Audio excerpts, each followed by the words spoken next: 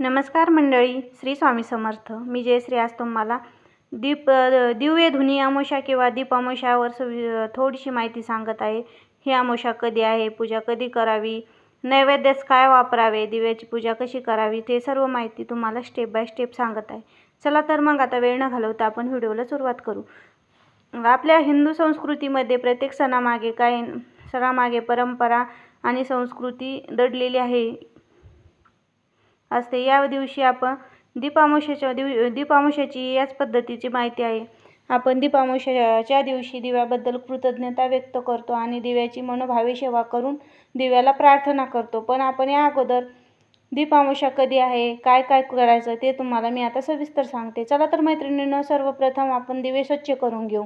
मी दिवे स्वच्छ करण्यासाठी 5 मिनिटातच दिवे स्वच्छ केलेले आहेत. एकदम छान असं पावडर घेतलं आणि दिव्याला चोळलं. एकदम चकचकीत असे आपले दिवे निघतात बरं का. चला आता दीप अमावस्या कधी आहे मी तुम्हाला ते सांगते. दीप अमावस्या ही 2026 12 ऑगस्ट रोजी आलेली आहे. 12 ऑगस्ट रोजी येतो बुधवारी सकाळी किंवा संध्याकाळी दिवे लागण्याच्या वेळेस तुम्ही दिव्याची पूजा करू शकतात. तर चला आता मी सर्व दिवे स्वच्छ करून घेतलेले आहेत. आता पुसून आणि एका साईडला ठेवून देऊ आणि लागणारं साहित्य पाहू. आपण घेतलेले सर्व दिवे स्वच्छ करून घेतलेले दिवे, हळदी कुंकू, वस्त्र, धूप, दीप, अगरबत्ती, नैवेद्यासाठी ज्वारीच्या लह्या, साखर, फुलं आणि कापूर. चला आता घेतलेले सर्व साहित्य साईडला ठेवू आणि एक स्वास्तिक काढून घेऊ. हळदी कुंकू वाहू आणि त्यावर पाट ठेवून घेऊ. पाटावर लाल वस्त्र टाकूत.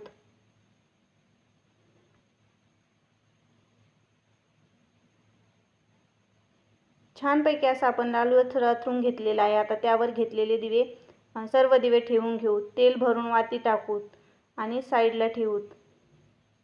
एक एक करून सर्व दिवे मी पाटावर ठेवून घेते. आणि आपण आता एक सुपारी गणपती म्हणून त्याची सेवा करू. एका साईडला घंटी आणि एका साईडला पाण्याचा कलश ठेवू दिव्यासाठी.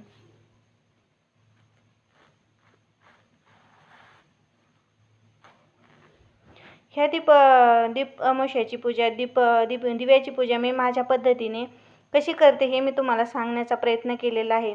मी आता दिव्याला आणि गणपती बाप्पाला हळदी कुंकू वाहून घेते.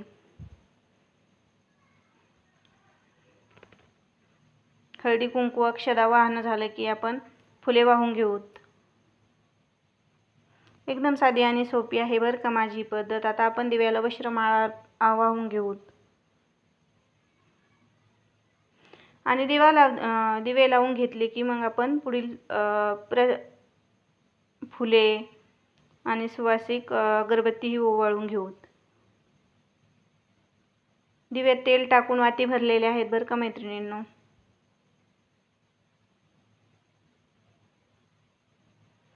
या दिवशी मनात श्रद्धा ठेवून जर दीप पूजा केली ना, आपल्या घरात सर्व सुख शांती आणि समाधान मिळते.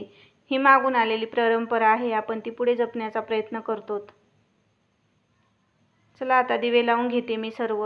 दिवे लावताना तुम्हाला जो मंत्र येतो तो तुम्ही उच्चारू शकतात. मला एक साधा सोपा मंत्र येतो, मी तो उच्चारते. दिव्या दिव्या दीपककार, कानी कुंडल मोतीहार, दिवा लावला देवापाशी, प्रकाश पडला तुळशीपाशी, माझा नमस्कार सर्व देवांपाशी. चला आता आपण कापूर लावू आणि आरती ओवाळून घेऊ.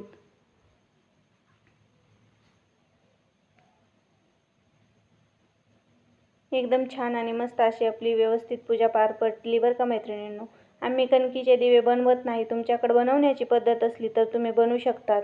आता मी आरती करून नैवेद्यही दाखवून घेतला. तोपर्यंत जर तुम्हाला व्हिडिओ आवडला तर व्हिडिओला एक लाईक आणि चॅनलला सबस्क्राईब करायला मैत्रिणींनो विसरू नका. पहा किती छान आणि प्रसन्न असं वातावरण घरात तयार झालेलं आहे. या दिवशी दीप अमावस्येच्या दिवशी दिव्याची श्रद्धेने पूजा केली ना, आपल्या घरात सुख, शांती, समाधान, आरोग्य आणि सकारात्मक ऊर्जा ही मात्र नक्की तयार होते. तर चला मैत्रिणींनो, माझा हा आजचा छोटासा आणि माहितीपूर्ण व्हिडिओ कसा वाटला ते कमेंट करून सांगा. बाय. भेटू अशाच एखाद्या व्हिडिओसोबत. तोपर्यंत श्री